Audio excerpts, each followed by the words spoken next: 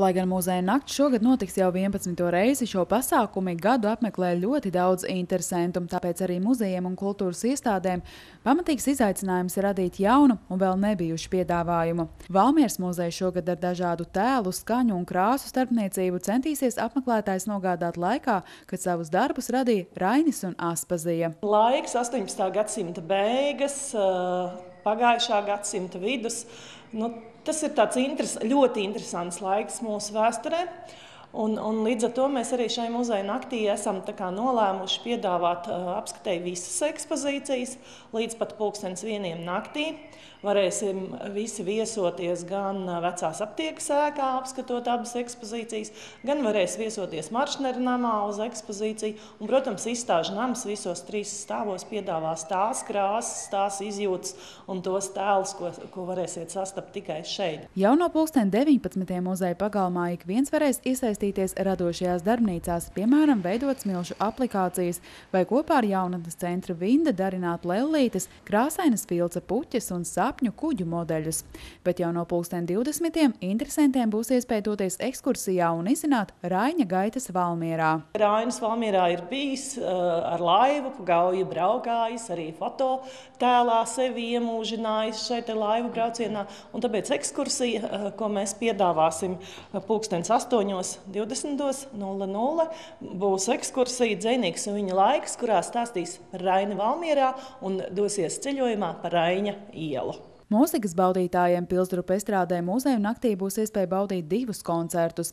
20:30 Imanta Kalniņa, Māra Lasmaņa un Jāņa Lūsēna dziesmas izskanēs koncertā Mums atkal spārnos celties, bet 20:22:30 uzstāsies čellu duets no Rīgas koncertā Pastāvēs, kas pārvērtīsies. 2 jauni, jauki zēni ar programmu Pastāvēs, kas pārmainīsies, kur viņi arī piedāvās pasaules un latviešu klasiku, tikai jau tādā pārmainītā tieši viņu skatījumā.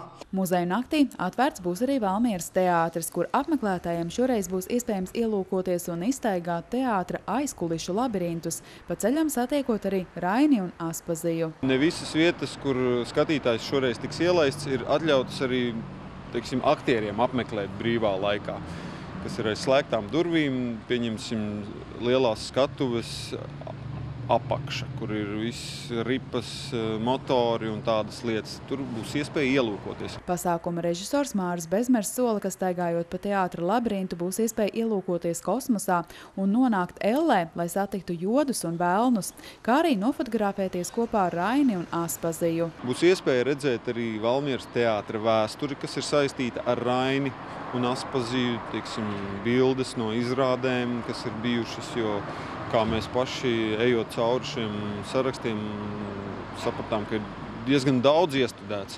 Visaktīvākais laiks bija 20. gadsimta 80. gados, kad Valentīns Maculēvičs, Māra Ķimele studēja daudz Raini.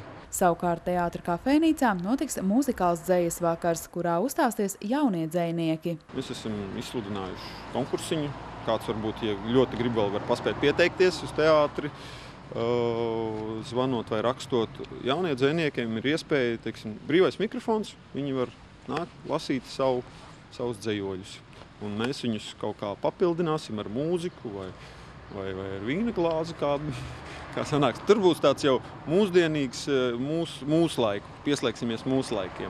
No 19. apmeklētājiem atvērta būs arī mākslas galerija Laipa. Šeit būs apskatāma 2 jauno mākslinieču, Justīnas Buliņas un Vendijas Sudrabas laikmetīgās mākslas objektu un fotogrāfiju izstāde Iekšpus, kā arī latviešu gleznotājas Zanes Balodas personāla izstāde Salas.